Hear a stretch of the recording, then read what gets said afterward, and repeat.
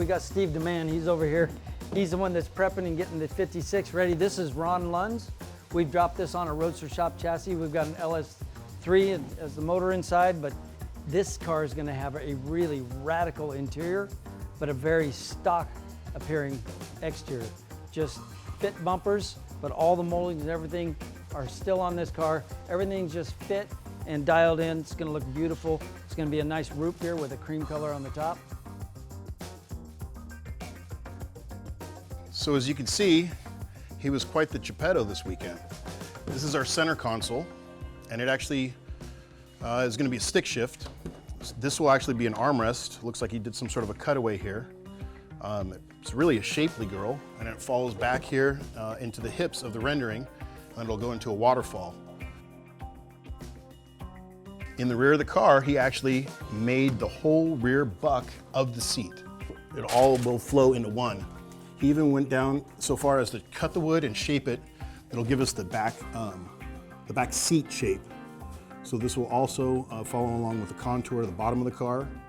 It'll just flow from forward to back. We've put the body back on the chassis and we're starting to assemble the car, but one of the things I have to do is finish the engine and build a cover over some of the parts here. So start putting together what everything's going to be on here now. As you can see, we painted the block and we've got some polished parts. I have already pulled the throttle body off. We're gonna send that out and get that polished.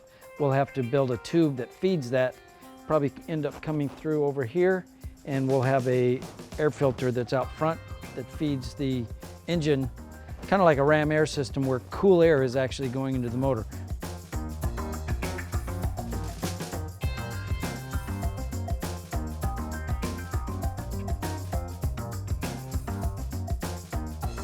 Next we got to paint them, but before I paint them, I'll drill the holes for the emblems.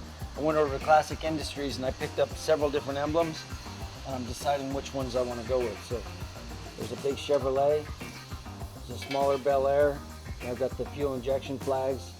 I like the fuel injection flag, but this is a curved surface and this is flat. I don't know if I can bend these or not. I'm going to try with a hammer to see if I can get a nice curve in that. If that works, then I'll run these. Right now, there's a piece of plywood behind here that I'm gonna make a pattern. So I've laid the piece of paper on here. I'm gonna trace a pattern and then I'll cut that out of the foam. I'm gonna Bondo that foam to the piece of plywood, which will keep it with the curve. Here, I can show you. I cut all the slices in the plywood. So the plywood now has that shape. I'll shape the foam to fit the back of that. I'll spread some Bondo on there, put the foam on it. Then I'll start shaping the foam. It's basically gonna look kind of like this. So it's the outside of the rear seat.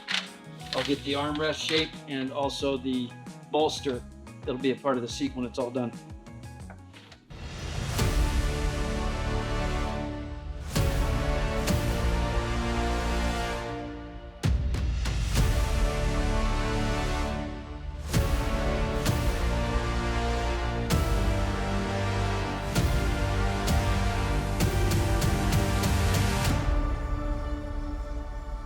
Well, we're just wrapping up Ron and Sue's 56 Bel Air post car, and this build it looks really simple because the body is pretty much all stock, but the whole trick to this car was all the fit and finish.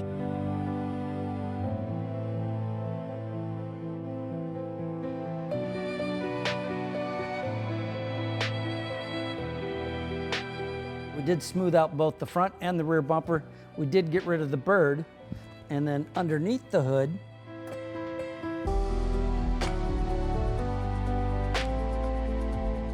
kept it really clean. We've got an LS3 with a Tremec 5-speed. We built a couple covers over the engine. We've got one-off valve covers, and we've got some nice simple covers that cover up the radiator. We've got a Roadster Shop chassis. We did a really cool one-off interior, all wrapped in leather by Alfredo. The one-off interior includes that center console with the 4 bucket seats.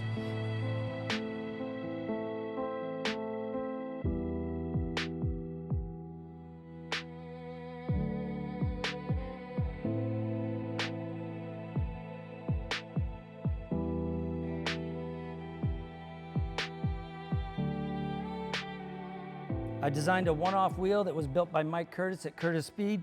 We've got the Bel Air brakes. Come around the back and we've got that real smooth, clean bumper. And of course we've got the BASF beautiful Steve Demand paint job on this. And we've got, of course, the MagnaFlow exhaust. This car is beautiful and it sounds fantastic.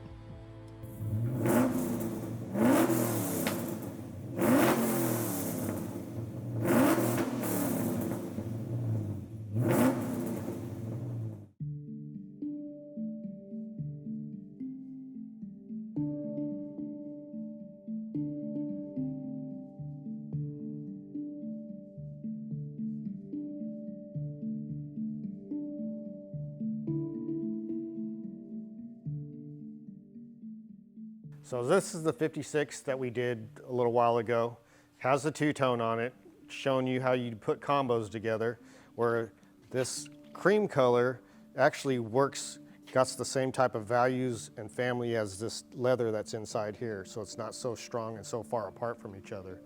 This is a cream with a root beer candy pearl. And when it's out in the light, you can see you get a lot of color, a lot of the pearl highlights on top. The bottom half is candy root beer with solid cream. More on the whitish side, not too much yellow, not too dark of the gray and into the black area, which goes with the all the interior with all the leather complements. And that's how you make two-tones really nice and make the combo, and it'll outlast for years.